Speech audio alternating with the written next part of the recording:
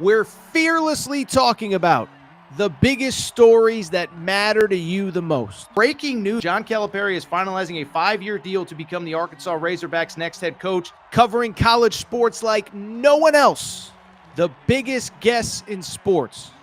We now welcome in Hall of Famer Jim Calhoun. Such a pride I had, I came to Connecticut. The legend, Tim Tebow, joins us. We'll run it back. I like it.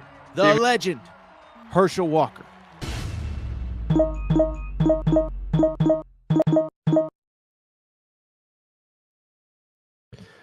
Welcome in, everybody. Little Tuesday afternoon edition, Aaron Torres Sports Podcast. I'm your host, Aaron Torres. Hope everybody's doing well. Hope everybody's having a great day. We weren't totally sure if we were going to do a live show here on a Tuesday. We had the Mega Monday show. Appreciate everybody who tuned in, but it's a new day, and we have a lot to talk about, okay? So first off, the Iamaleava family. We thought we were Iamaleava free. That is until we got the news on Tuesday that Arkansas, they might be suing the younger Iamaleava brother over lost NIL wages. This is a wild story. You have to hear it. Speaking of Arkansas, how about this? Boogie Fland. You may remember him as the leading scorer at Arkansas when the Hogs were struggling on the basketball court. He has entered the transfer portal. I think the story is interesting, maybe a little bit misleading. And from there, we will talk a little bit about just the state of the college basketball transfer portal. It closes at midnight Eastern tonight, and there are going to be a lot of names that I think still enter, but we're going to discuss really who's even left, what are the leans, and then I think there's a lot of guys that think they're going to the NBA, and they might just be coming back to play college basketball next year because I'm not sure that there is a spot for them in the league, at least not in the money that they would be getting to play college basketball. So we got ourselves a busy show. Before we get started, a couple quick reminders. One, make sure, as always, that you're subscribed to Aaron Torres Pod YouTube channel. YouTube, over 55,000 new clips, new videos going up every single day. And darn it, do we appreciate your support. By the way, I'll have some details. I think we're going to have almost like a paid tier member services type deal on YouTube. If you want to support the show in a different way, I'll kind of give you some details on that in the coming days. But we appreciate your support on YouTube. Also, make sure to subscribe on podcast, Apple, Spotify. Producer Matt, whenever you get a chance, you could drop the podcast feed in there. If you want to go back and just download a couple episodes of the pod on Apple or Spotify, really would appreciate that support because the show is growing. The show is expanding. It's late April, and we are rolling on and on and on, so we very much do appreciate your support. Speaking of support, also should mention, we want to thank our friends. We want to thank our partner. We want to thank Cauley Puffs and CauleyPuffs.com. Okay, so I've told you all about Cauley Puffs, but it's that time of year. It's late April. It's almost May. It's almost beach season. You need to get in shape because you're not looking very good when that shirt comes off. Let's be perfectly honest, and I can very much verify that I don't as well. So when you're snacking, you need something that is both healthy but delicious as well. My friends, you need Cauley Puffs. I've told you the story. Family-owned company, not far from where I live. Joey, a huge sports fan, Rams season ticket holder. He was part of our Torres Survivor Pool NCAA Tournament Challenge. But one day he was sitting on the couch watching a game, and he said, you know what? I need a snack that's healthy but delicious. I need something that I'm going to like, but my kids are going to like. And he came up with Cauley Puffs. Okay, this is the alternative to the crap in your grocery aisle. You know the story by now. Baked, not fried, avocado oil, no grease, healthy ingredients. Best part is, people, they taste freaking delicious, okay? For more information, what I need you to do, go to CauleyPuffs.com. That's CauleyPuffs.com. CauleyPuffs.com, the healthy alternative to the nonsense in your grocery aisle. You can also, by the way, find out more about Cauley Puffs and order Cauley Puffs on Amazon.com as well. Just go to Amazon.com. You got a cart open. I don't want to know what's in that cart, you filthy animal. But throw some Cauley Puffs in. Try them. You'll like them. Tell them Torres sent you. CauleyPuffs.com. They are the official partner of the Aaron Torres Pod. Really quickly, by the way, I mentioned it yesterday. You see that new TV monitor behind me. We have a little bit of a new setup here in the Torres studios. If you want your logo reaching millions of people every single year, we have reached over 1 million people since the start of March Madness. Reach out to me, Aaron Torres Podcast Questions at gmail.com. We need a beer sponsor. If you work at one of those Kentucky distilleries, as I told you, John Tyson, if you're watching, Tyson Chicken, We Love Tyson Chicken here. We'd love to get that logo right here on the back of this screen. For more information, you can reach out to me, Aaron Torres, podcastquestions@gmail.com. Looking for advertisers. For the advertisers that are already here, we obviously appreciate your support, but it's never too early, never too late to reach out. Aaron Torres, podcastquestions@gmail.com. With that said, it was a busy Tuesday in sports. I didn't know if we were going to do a show. Didn't know if there was a lead topic, but I'll tell you what, something big happened, so there is no more time to waste. Let's go ahead and get to the topic of the day. Topic of the day, I'll tell you what, for back-to-back shows, we have done something that virtually no show anywhere in sports did. It has been Iamaleava free here on the Aaron Torres pod for about the last week or so. We talked when Nico had all of the chaos at Tennessee, what was going to happen, who was right, who was wrong. I sided with Josh Heupel. We stand with Josh Heupel against Nico Iamaleava on this show. By the way, if I screw up the Iamaleava name, forgive me. I get so many comments and they go, oh, you be a professional, learn that. Listen, I'm doing the best I can. Anyway, we talked a lot about Nico with the first chaos at Tennessee. Then we talked about when he entered the portal and basically the idea of like, there really aren't that many schools that are interested in him. Then from there, I thought the story kind of pattered out. It became clear pretty early that he was going to end up at UCLA. You can see him now in the UCLA blue and gold on the screen. I thought there was another kind of fun twist on Monday night. It actually broke during our show when we found out that the projected UCLA starter Joey Aguilar is now going to Tennessee. So basically you get a QB for QB swap. Anyway, I bring it up because we've been largely Iamaleava free on this show, at least until Tuesday, because we got a big story involving this family, this time with the younger Iamaleava. You can see him on that screen, Madden Iamaleava. And boy, oh boy, oh boy, let me tell you this, people. You think the Iamaleava dad, you think Nick Iamaleava screwed up Nico's life? You might have not seen anything yet because, you've seen those memes, Iamaleava, I'm leaving. They might be getting sued as a family based on what we found out about on Tuesday. So let's go ahead and just jump on in, okay? So obviously, look, Nico's in the rearview mirror. It is what it is. Agree, disagree, whatever. I'm over that story, okay? What I think a lot of people didn't really realize, again, younger Iamaleava brother, Madden Iamaleava, was a 4-star quarterback in this previous high school class of 2025, okay? So last fall was his senior year. Now, ironically, he didn't play because he tried to transfer. Something funky happened. The CIF, which is the California Interscholastic Federation, basically said there's something suspicious going on with this transfer. We're not letting you play. So that should be a red flag right there. But Madden Iamaleava was a 4-star, didn't play as a senior, but was still a very highly regarded quarterback recruit. Not quite Nico, but that's okay. Whatever. Elite talent, wish him the best, whatever. Interesting recruitment, to say the least, because he was actually originally committed to UCLA. Then on National Signing Day, he flips to Arkansas. At the time, everything's going good with Nico at Tennessee. You don't think really much of it. Well, that commitment and that story certainly was in the news over the last couple weeks because of the older brother, right? Everybody just pencils in Nico to UCLA. And I think people who follow college football sat there and said, well, wait a second now. What is the relationship with the family? Because the younger brother was committed to UCLA, flipped on National Signing Day. Is Nico even welcome at UCLA based on the relationship with the younger brother? Well, Nico ends up committing. We've obviously talked about that. And then from there, what became interesting was what was going to happen to Madden. Was he going to stay? Was he going to go? He's been out of the news. I mean, listen, I go on Arkansas radio every week. They were asking me last week, what do you think about this story?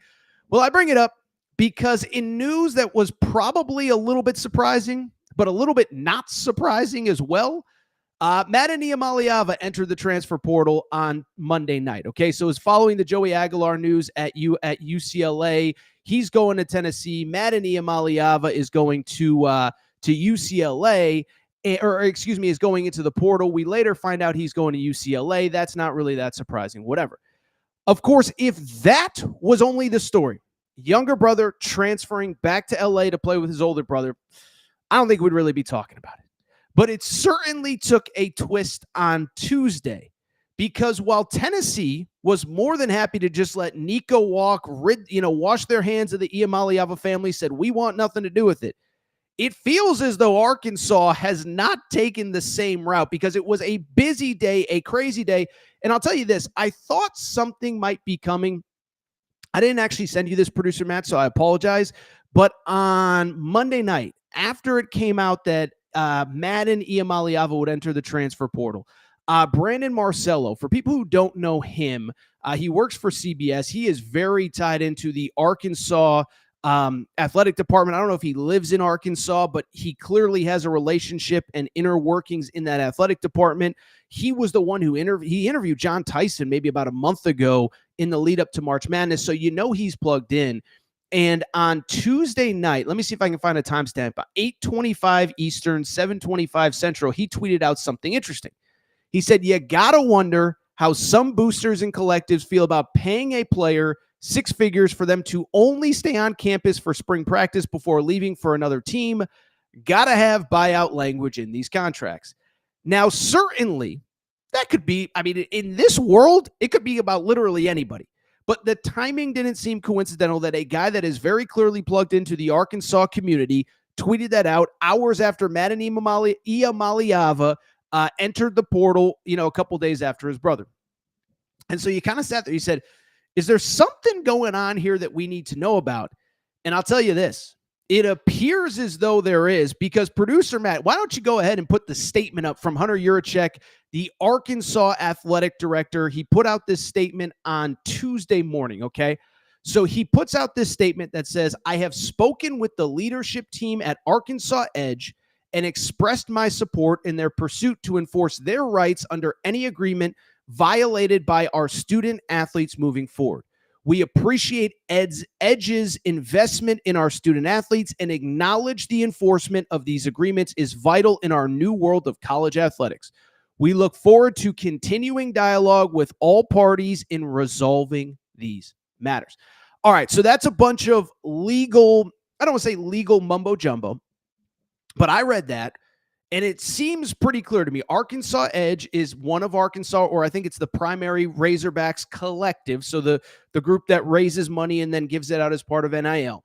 And basically, if you don't want to read all that legalese, basically what the Arkansas AD did and what the Arkansas AD said on Tuesday was essentially, hey, if we have a legally binding NIL contract, if we have a contract that legally binds a player to this university for a certain amount of time or a certain amount of commitments, and they do not match those commitments before they end up leaving campus, I have given my collective permission to pursue legal opportunities, legal ramifications, and basically it sounds like they're ready to sue athletes if they take a bunch of money and they don't do anything to earn it and they break the stipulations of this contract. And so to be blunt, listen, there is no direct reference to Madden Iamaleava.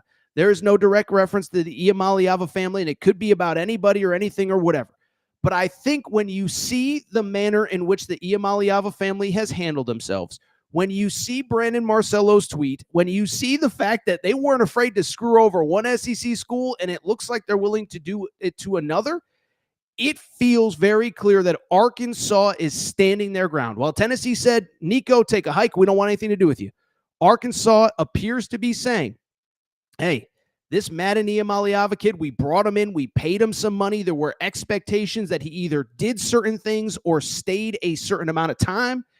And it feels like Arkansas is ready to sue the Iamaleava family if they don't basically pay back what they have to pay back. So I got a lot of thoughts on this. Obviously, the first thing I think that stands out to me, first of all, I love it. First of all, big win, big public win for Hunter Yurachek, Arkansas's AD, okay?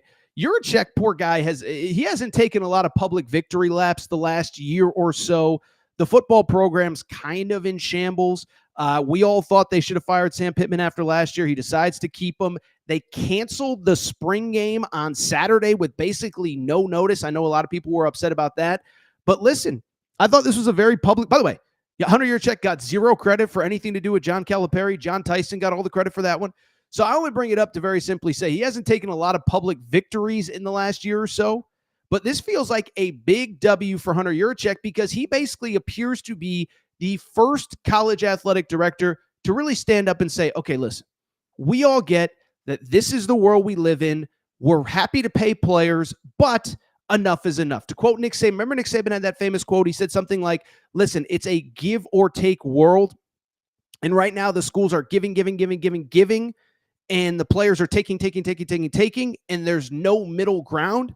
Well, it feels like Hunter Yurachek is basically the first AD to do it. And I'll say this, I think it's good for college athletics. Okay, listen, one, rev share is coming. It's going to be a little bit more of a legal process as rev share kind of phases its way in.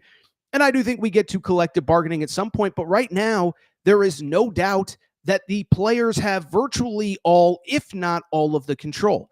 And so for an AD to say, wait a second now, we are happy to compensate you for being at our university and playing for our teams, but there are expectations. And if you sign a legally binding contract and you do not meet the specifications of that we are willing to pursue legal action, I actually think that's a good thing. And I think more and more we are going to see colleges and schools do this. It's funny. I have a lawyer buddy who at some point with all this chaos, I should probably get on, but he's been adamant for like the last, I don't know, year or so. Every time I talk to him, he's like, school is never going to sue players. A school is never going to seek damages. He's like, it's bad PR. It's bad publicity. It's bad this. It's bad that. It hurts recruiting. I'll say this. One, I don't think it hurts recruiting. I think, listen, recruiting is about, do you have the right amount of money? Sign me up. I'm ready to go. Okay. I don't think any player actively engages in an NIL agreement expecting to break it. But two, I just think we're at a different place with NIL than we were even a year or two ago. In other words, I think the public perception has actually largely changed on NIL.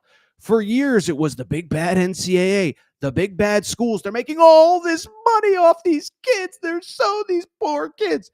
And I think really the last 6 months, we've kind of realized in the NIL era, the players have it pretty well. And I think increasingly this feels like the spring where the administrators are starting to take back some of the control. You see Tennessee kick Nico to the curb. You see, by the way, did anybody see the Fran Brown quote? Fran Brown is the head football coach at Syracuse. And basically his best wide receiver entered the portal. He was asked about it. And he basically said, look, that kid says he's worth $2 million. I ain't paying $2 million to a wide receiver. He's got to get the heck out of here. Fran Brown said that. I saw something with Chad Baker-Mazara from Auburn where he apparently signed a legally binding contract and took money from Auburn. And Auburn's like, dude, if you're leaving, that's fine, but you got to pay some of this back. So to me, I think that it is a very interesting time in the world of college sports because it does feel like these administrators are fighting back. What I think is equally as important, and I'm just going to say it, Nicky Iamaleava, the father of Nico and Madden. Let me say this. Don't think he's going to be up for very many Father of the Year awards in 2025. Okay. And listen, before I get into it, because I know people will crush me in the comments, I don't know what he's like as a dad. I don't know what he's like giving piggyback rides when the kids were 2. And did he dress up as Santa on Christmas Eve? And I know that he loves his kids. Okay. This is not about tear down the man, tear down the human. But very publicly, he has, let's call it what it is. He has screwed over both of his kids. He just has. You can argue with me. You can fight me. You can say it's unfair. I'm sorry. The dad has screwed over both of those kids and frankly, put them in a worse position than they would have been without him. We all know about Nico. But part of the reason that I never talked about Nico to UCLA was because transparently, I just felt like there wasn't really a story there. When Nico entered the portal and it was clear USC wasn't calling, Notre Dame wasn't calling, Texas Tech wasn't calling, Bill Belichick and UNC weren't interested, and the schools that appeared to be interested were Tulane, who then pulled out, and UCLA, it was over. Like Tennessee won that argument. Like Tennessee won the breakup. Nico was going to a worse situation with worse talent around him, and he was going to have to take a pay cut. Maybe it'll work out for Nico. Maybe this is unpopular. I hope it does. I don't want to see a 21-year-old's life ruined because of his dad's greed. But at the same time, that is why Nico is at UCLA, because of his dad's greed, because of the fact that they had a binding legal contract, which we just talked about, in which Tennessee was on the hook for $2.4 million this year, and it wasn't enough for the dad. It wasn't enough for the advisor. I'm sorry. I know Nico's an adult and he's got to make his own decisions, but 20-year-olds aren't holding schools hostage for an extra $1 million. They're just not. That's not how it works. And so I feel bad for Nico. He was on the track. He was going to be playing for a playoff contender, and now he's going to be playing for a bad UCLA team in a tough Big Ten where basically every single time he takes the field, he's going to be at a talent disadvantage. Now, maybe it works out well. Maybe he's so good with the talent deficiency that we realize, oh, he's better than we gave him credit for. But based on what we saw at Tennessee, he has a long way to go. But Nick, the dad, did put him in a worse situation. It's just the truth. Then you have the situation with Madden. As I said, was not eligible his senior year of high school. Goes to Arkansas for a semester. Transfers. Maybe it'll work out well for him too. But even if he makes it onto the field, even if he ends up having a great career, he's about to get sued by his former school, allegedly, if you read into the Hunter Yurachek statement. And so again, I want to be clear. I don't know what Nick Iamaleava is like behind the scenes. I'm not saying he's a terrible dad. He didn't give great birthday gifts. I know he loves his kids, but he has put both of his kids in 2 weeks. He has put his kids in a worse situation, worse football situation. And now his younger son might be getting sued, literally sued by Arkansas. And I'll tell you this, what I said, public sentiment is behind Arkansas on this one. Public sentiment is behind the administrators, where I think everybody understands, like, dude, at some point, these school, like the players are obligated to do something. You can't just show up and take, whether it's $10,000 or $1 million. You can't just show up and do nothing and expect to get paid and expect there not to be consequences if you break your contract. So I'll tell you what, we thought this Iamaleava story was done. The truth is, it feels like it's just beginning, because now Madden is in the crosshairs. We'll see what happens with him and Arkansas. All right, so what we're going to do, we're going to take a quick break. We'll come back. By the way, chat is humming. We'll get to some of your questions. Drop your super chats. We'll get to those first. And then we'll stay on Arkansas because we got to talk Boogie Fland. Boogie Fland, you may remember him, was Arkansas's leading scorer early in the season. Gets hurt, comes back, plays well, declares for the draft. Well, you know what he did Tuesday? He entered the portal. What does that mean? What does it not mean? Quick break. Be right back. All right, we're going to get back to the show in a minute. But before we do, many of you ask me all the time, Torres, what can I do to help support the show? You give me hours and hours and hours of content every single week. What can I do to help you? Well, I'll tell you what. Do me a quick favor. Check out the Aaron Torres Media merchandise store for all of your team-specific shirts, hats, and more. All available at aarontorresonline.com/merchandise. A lot of you wondering, Torres, what can I get in that merch store? Well, first of all, we got our brand new Hope and Pope Kentucky basketball t-shirts. That's right. Mark Pope has arrived. He is here to save the day. Get your Hope and Pope t-shirts there. Also, Arkansas fans, the Big Pig Invasion is here. You can get your tees there. Basketball School Alabama shirts. Mora Hurley 2024 UConn shirts for your tailgates at Rentschler Field, your games at the XL Center or Gamble. And oh, by the way, your Mike effing Woodson gear for Indiana. If you love football, we got you covered too. We got more Dion shirts and hats than we even know what to do with. The freeze warning has hit the plains. Auburn fans, grab your freeze warning tees now. And of course, our new era, new rules shirt applies to Nebraska football and its incredible fan base. We have more coming for the fall, plenty in stock right now. So make sure to check out the Aaron Torres Media merch store at aarontorresonline.com/merchandise. And you can always hit me up with any questions. Aaron Torres podcast question. All right, everybody. I am back. Good to be back. We will get to some of your questions in a minute. Arkansas heavy show today. By the way, quick shout out. I am told that the Torres pod is very popular on the Dixon Discord. I'm not totally familiar with how Discords work and whatever. I think my boy Curtis Wilkerson, I think my boy John Neighbors are involved, but I was told that my show pops on that Discord. So shout out to the Dixon Discord. Of course, Dickinson Street is a very popular street Baker Mayfield is very familiar with. But yeah, no, I appreciate the support, and I've gotten some messages that the show is very popular there. So thank you to everybody. Let me make sure I got that name right, by the way, because I don't want to screw that up. The Dixon Discord, Dixon Street, like Dixon Street. Okay. Shout out to the Dixon Discord. All right. Tell you what, a lot of Arkansas on today's show. Let's go ahead and switch gears. Let's go ahead and talk about an interesting development with Arkansas basketball, although I don't even think this is really an Arkansas basketball story anymore. And let me explain why. So obviously on Tuesday, last day of the college basketball transfer portal, last day that the portal is open.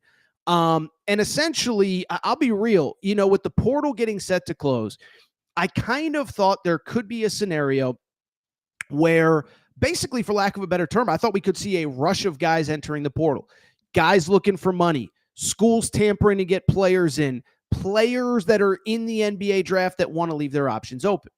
Well, it's been pretty quiet as far as new entries on Tuesday.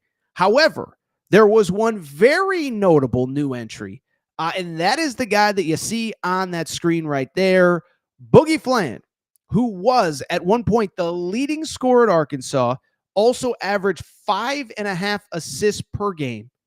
He didn't officially announce, but it got out that he is entering the transfer portal. So I want to go ahead and break it down. I want to go ahead and talk about it, but let's go ahead and dive in. So Boogie Fland, like I said, 6 foot, probably 6'3" guard, 5-star recruit, was frankly one of the first players to follow John Calipari. I think Carter Knox was first. Boogie Fland was second. But Boogie Fland is a guy that we've been talking about since he was committed to Kentucky, set to go to Arkansas, okay? Well, he goes to Arkansas. He's very good early. The team obviously was struggling when he was playing, but it doesn't change the fact that he was a very good player in college basketball.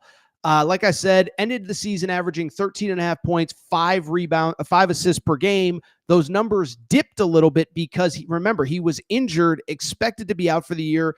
I thought it actually a very noble pursuit that he decided to return and play in the NCAA tournament. I thought it would have been easy for him to say, if I play and I stink, it could hurt my draft stock.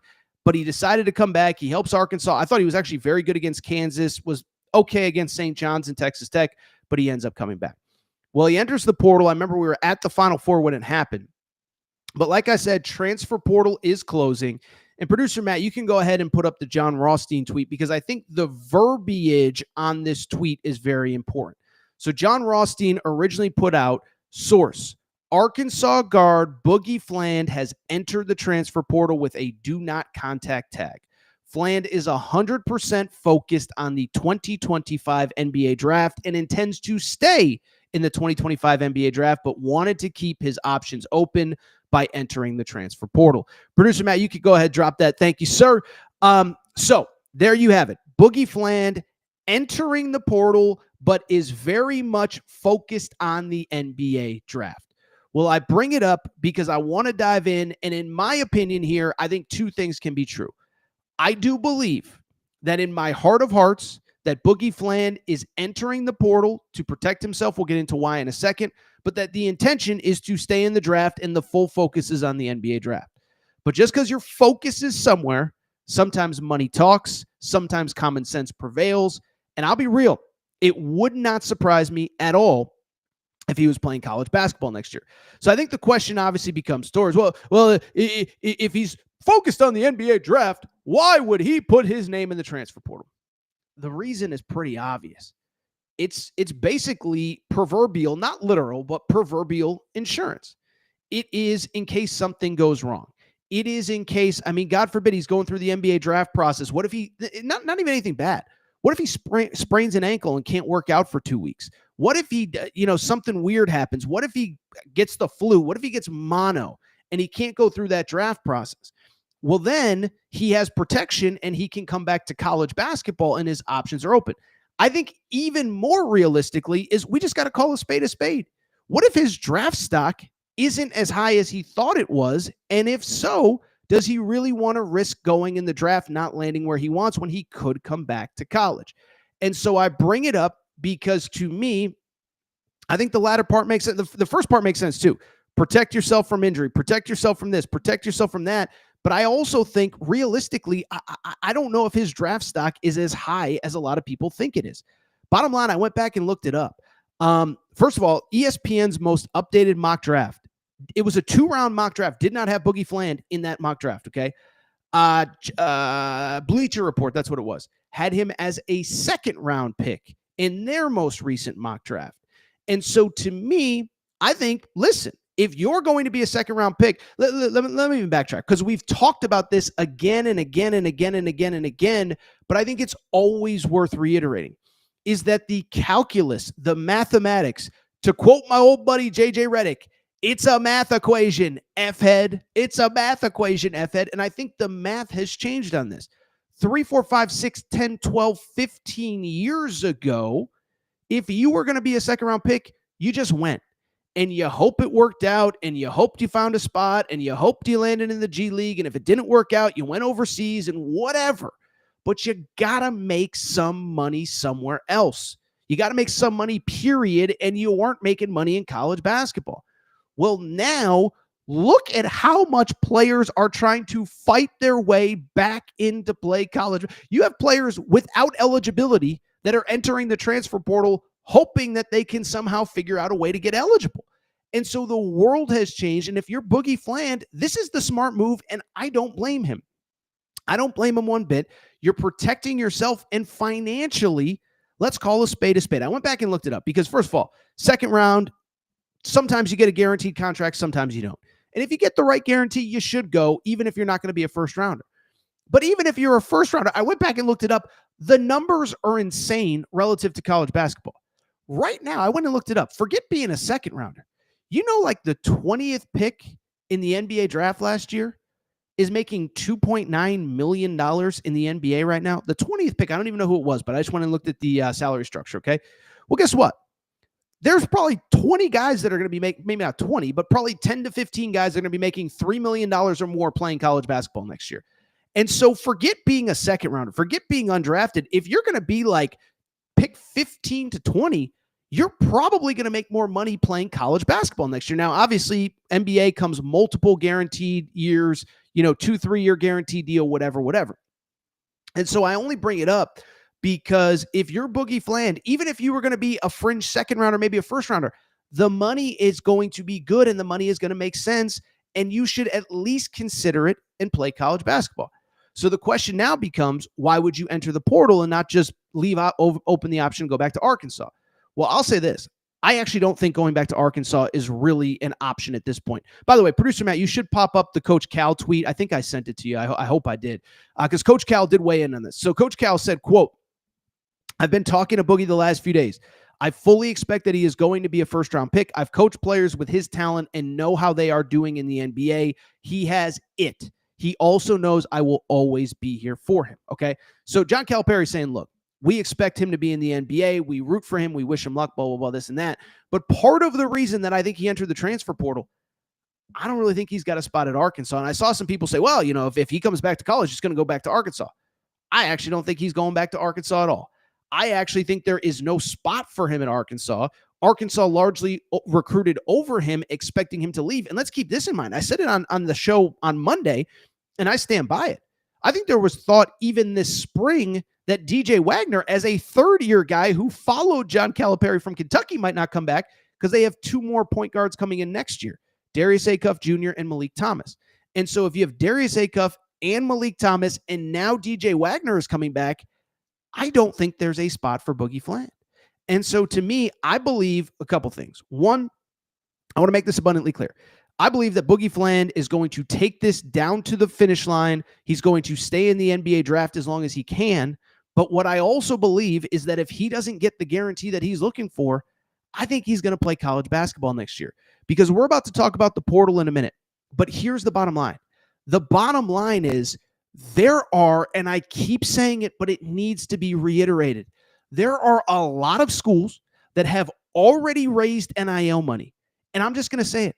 There aren't enough good players for the spots that are still available. We keep saying it, but it's the truth. There's no 5th-year seniors. You have teams that loaded up, that lost 6, 7, 8 impact players. You can't replace them all in this portal. Just think about the rosters right now. I keep bringing it up. Florida, right now, they lose Denzel Aberdeen. They have 1 guard that's playable for next year, Xavier Lee. You think they couldn't use Boogie? And we don't even have to get in Boogie Fland, but let's just get into teams really quick. Florida has one playable guard. Kansas, I think, needs minimum like 2 difference-making guys to be a contender in the Big 12. BYU still needs a starter, either at the 4 or the 2. Who else? Tennessee, I think, needs 2 more guys. By the way, they were going hard after Rodney Rice. He's completely out of the picture. Villanova needs guys. Kevin Willard, new head coach. I mean, you just go through the list of teams, and I think outside of like 2 or 3 teams, I think, listen, if nothing crazy happens, I think Kentucky's set. I think if nothing crazy happens, Louisville's set. By the way, Louisville got back Keyshawn Pryor right before we went on air this year, so I think they're definitely set. I think UConn is waiting on Alex Caravan, and if they get him back, they're done. We'll discuss the Huskies in a minute. But I just bring it up. There's too many teams that need players, and I think he's going to come back. The one school I will say for Boogie, and I think a lot of people jump to the conclusion, and I think it's largely fair. Now, again, I want to reiterate, I think his focus is on the NBA draft. But I think the school that I would at least kind of keep my eye on, it's what everybody's thinking. It's St. John's. St. John's, Boogie's from New York, okay? St. John's needs a point guard. Now, listen, we talked about it on Monday's show. They take Ian Jackson. Rick Pitino says all the right things about he's our next great point guard. He's got big shoes to fill. Kadari Richmond, what about him? Big shoes to fill. Kadari Richmond is gone. Ian Jackson's next, blah, blah, blah. Ian Jackson was not a point guard at North Carolina this year. Ian Jackson averaged under an assist per game. And so I know Rick Pitino has the right intentions, but that was before Boogie Fland was available. So would St. John's make sense for Boogie Fland? Again, I'm not saying it gets done tomorrow, but if you get to mid-May, maybe Ian Jackson's been on campus for a week or 2 and Rick Pitino realizes, oh, I may have overestimated what Ian Jackson is capable of at the point guard position. You think he wouldn't make a run at Boogie Fland? Like I said, Florida needs guards. You think they wouldn't make a run at Boogie Fland? Tennessee needs guards. You think they wouldn't make a run at Boogie Fland? There's probably schools I'm missing. USC just took Rodney Rice today. They probably would have been in the mix. They needed another guard. They had Ian Jackson on campus. Georgia seems to be throwing money at everybody. They had Caden Lewis on campus this week. So I'm just bringing it up because, listen, I think 2 things in life can be true. I do believe that Boogie Fland is entering the portal with the full intention of just protecting himself during the NBA draft process.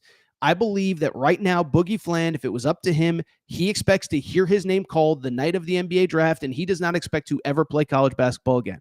But a couple things can change, and I think most importantly, the math has changed. As my old buddy JJ Redick says, it's a math equation, F-head. Are you going to be a second-round pick, non-guaranteed contract, playing in, for the main red clause next year for $80,000 or $100,000? You're going to come back to college basketball and probably make $2 million.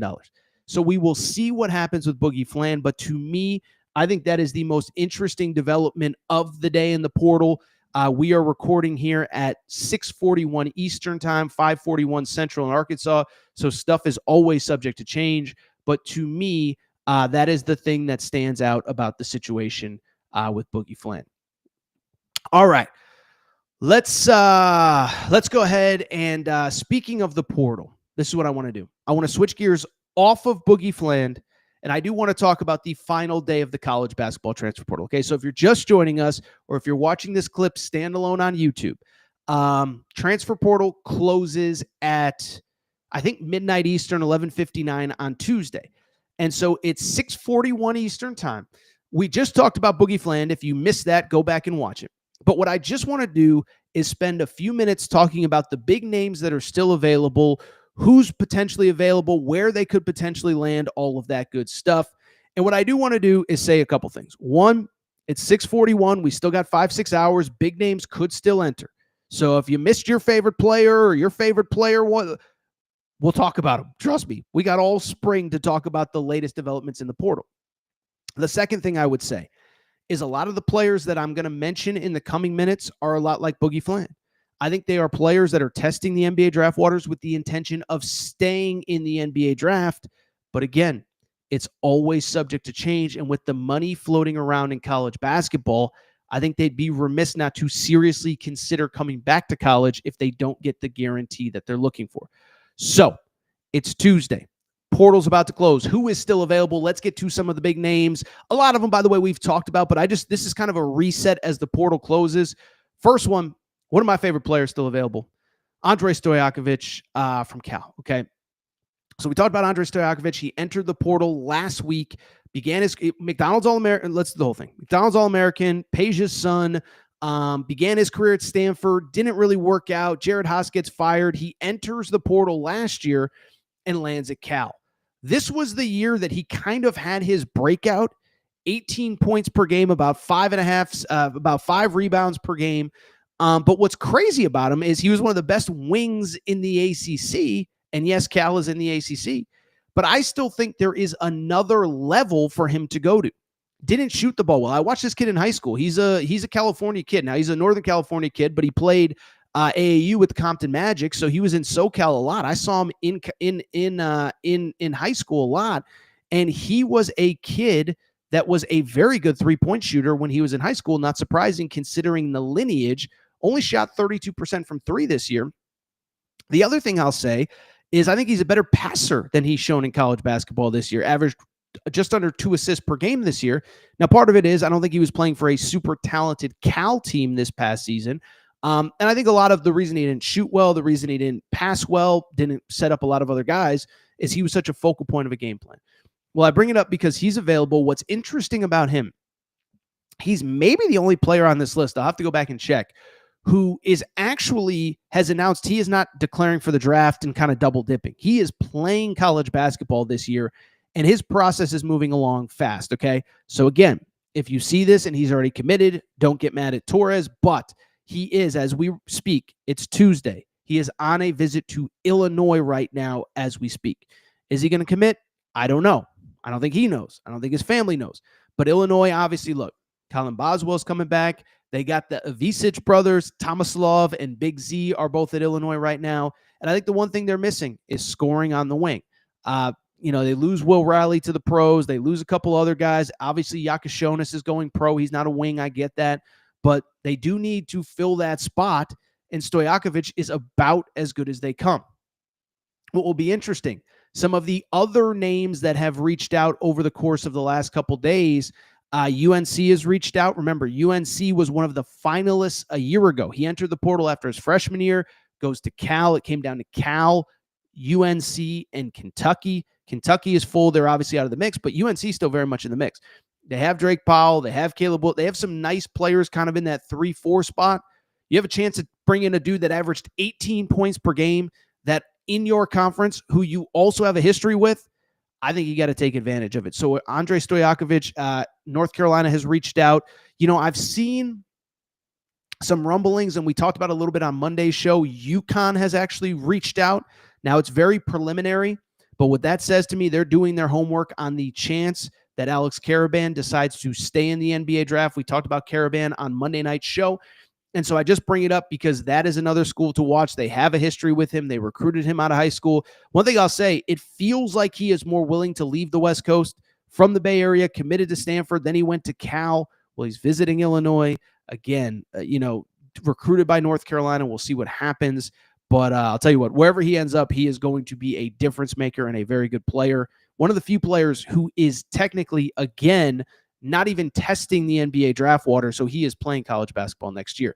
Let's keep it going. The one name that we really haven't talked about, this is a very interesting player, Cedric Coward from Washington State, okay? So Cedric Coward, I don't even know why we haven't talked about him, probably because he is a player who declared or entered the portal early, but also declared, and for all intents and purposes, it appeared as though he was just going to go pro from Washington State. Well, on Tuesday, it was announced that he has cut his list in college to 2. I believe John Rothstein was the one that had it first.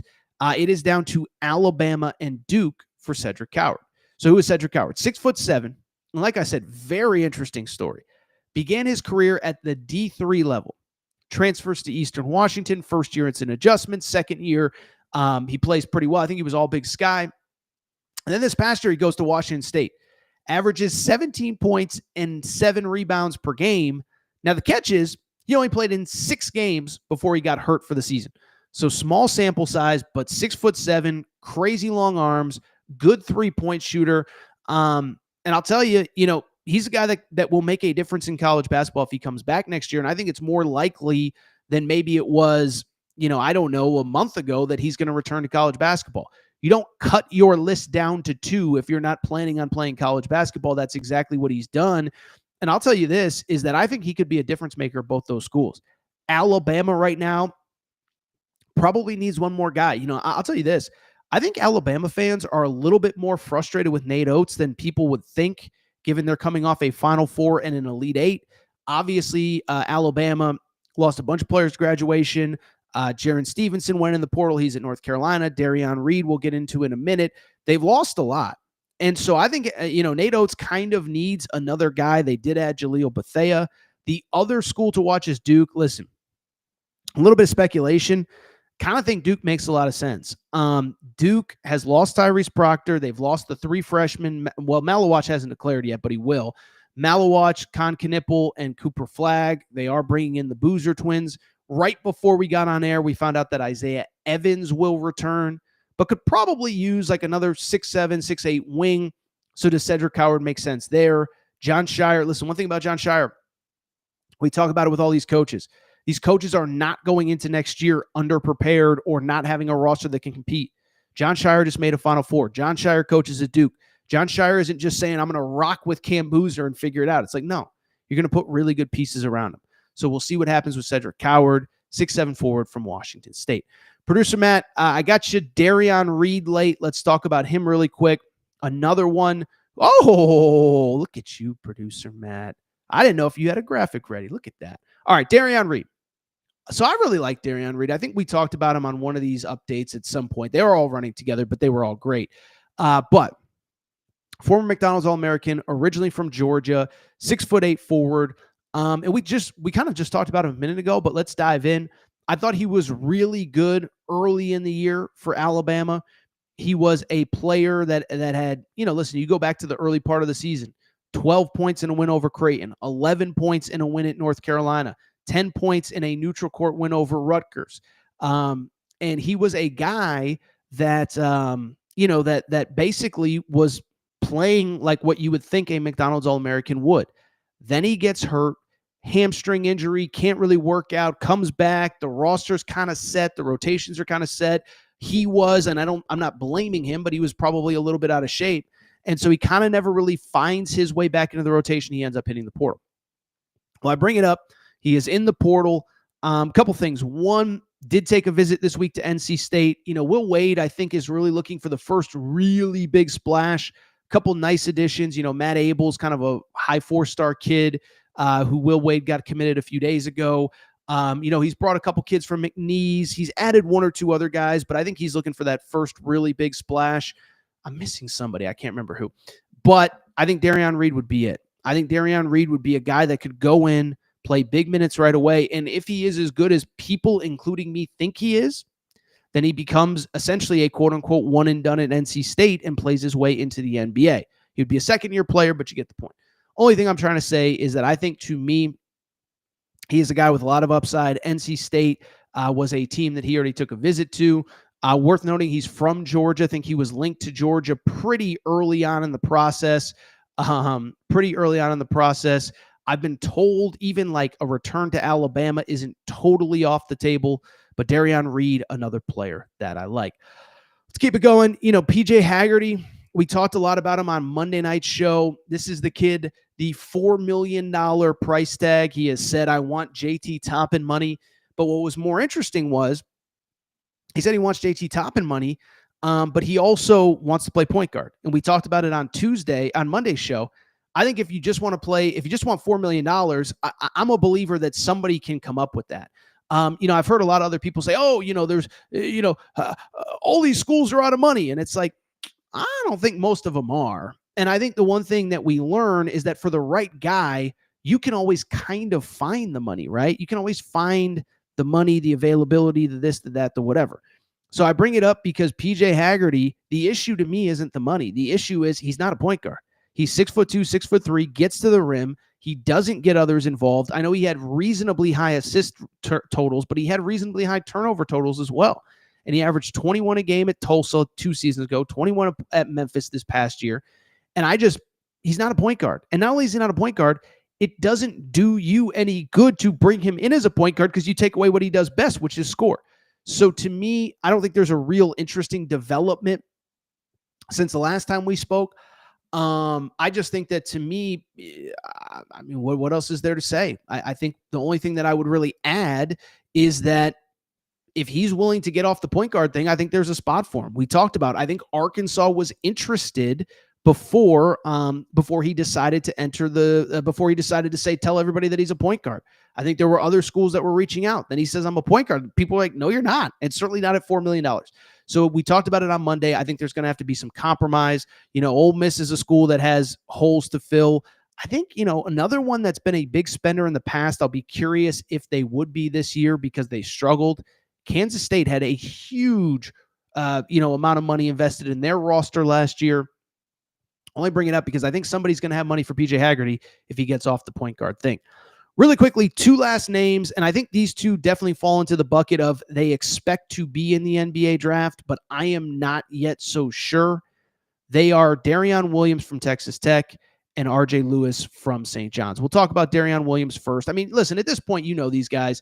Darion Williams, awesome at Texas Tech, 15 points per game, 34% three-point shooter, 6 rebounds, 4 assists, 1.5 steals. Just a low down low. I mean, this was a guy that obviously played very well in the NCAA tournament. I know he missed a couple big shots late against Florida, but it doesn't change the fact that this was a guy that had 23 against Florida in that Elite Eight game, 20 against Arkansas, 28 against Drake in the round of 32. And he's an interesting player because he's a 6'6" power forward. And I know he can stretch the floor, but to me, listen, I'm not a huge NBA guy, but I watch the playoffs. I don't see a lot of 6'6" men without super athleticism in the NBA right now. And so to me, he's one, again, by all intents and purposes, go through the draft process. But if somebody's going to offer you $2.5 or $3 million to come back and play college basketball next year, why would you not? I don't get it. Doesn't make sense to me. Maybe he doesn't want to be in college anymore, whatever. But if somebody's going to pay you I keep saying it. If somebody's going to pay me $2.5 million to come back to college, even if I don't like school, I'm coming back. I'm playing basketball. I'm getting a bunch of C's and D's, and I'm cashing paychecks, baby. Okay. So I don't understand this idea of, he wants to be a pro. He has eligibility. He's going to make better money in college. So we'll see what happens from there. I think the same goes for RJ Lewis. RJ Lewis, we know the backstory. Benched in the NCAA tournament, and a guy that averaged 18 points per game, 7 rebounds per game. He was the Big East Player of the Year. And again, when he decided to transfer, it was, of course, interesting because it was right after the benching. What did it mean? Pitino basically said he's done everything he can do here. And I think the intention is he's going to go pro. But going to be a second-round pick. Somebody offers you 2.5 to come there, you're going to do it. By the way, should mention some of the schools, like I said, that I think have some money to spend at this point. I think Florida, for the right guard, is going to have money. Because, again, they had $1 million slotted for Denzel Aberdeen that he said, I'll take more at Kentucky. But they have, I think, money to burn, and they don't have enough guards right now. So I think that's a place to look. Ole Miss, I keep saying it. Chris Beard, remember, Chris Beard got extra NIL money as part of turning down Texas A&M to come back to Ole Miss. Well, Chris Beard's a guy. You think that guy's going into next year without a team that's good enough to win? Right now, they're very thin. They have A.J. Storr. They don't really have much else.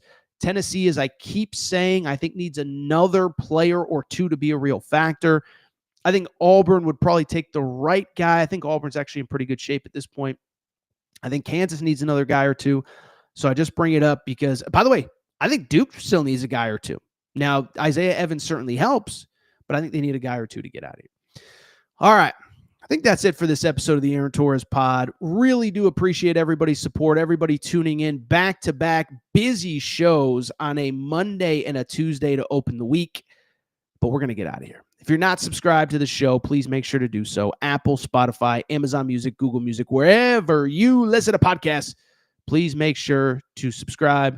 Also, make sure to rate and review the show. Go ahead, give us a quick 5 stars. Let us know what you like, what you don't like, all that good stuff. Make sure you're following on social media at Aaron_Torres on Twitter, Aaron Torres podcast or Aaron Torres pod on Instagram, Aaron Torres pod on TikTok. By the way, Matt, I think I know the answer.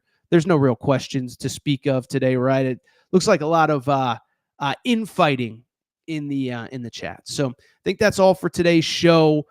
Rest of the week's a little interesting. NFL draft is Thursday. I don't really want to do like an NFL draft takes show. I think we're all tired of the takes and we're ready for the draft. I don't think we're going to go live after the draft because, frankly, every podcast in America will be going live right after the draft. So maybe we do something a little bit on Friday. By the way, we're going to do something on Wednesday, Thursday. I just don't know the exact timing of it all. But the bottom line is there's still going to be plenty to talk about, and we will be here with you. By the way, as I mentioned, advertisers, you work for a beer company, you work for a Kentucky Bourbon Company, Tito's Vodka, I love you. Tyson Chicken, I love you. You want to advertise, we've reached over 1 million people since the start of March. That's a big audience. There aren't very many digital shows doing the audience that we're doing. Reach out, Aaron Torres podcast questions at gmail.com. We will also have some details on that YouTube membership thing. I don't think now's the time to talk about it, though. Time for me to go. Time for me to get out of here. Appreciate everybody's support. Shout out to Torrin Craig. Shout out to Rachel, who hates my voice. Shout out to JJ Reddick, you F-head. I'd say unblock me, but you got bigger things to worry about, dude. Lakers can't fall down 0-2 on Tuesday night. We'll be back soon. New episode coming. Aaron Torres Pod. Appreciate everybody's support. Talk soon.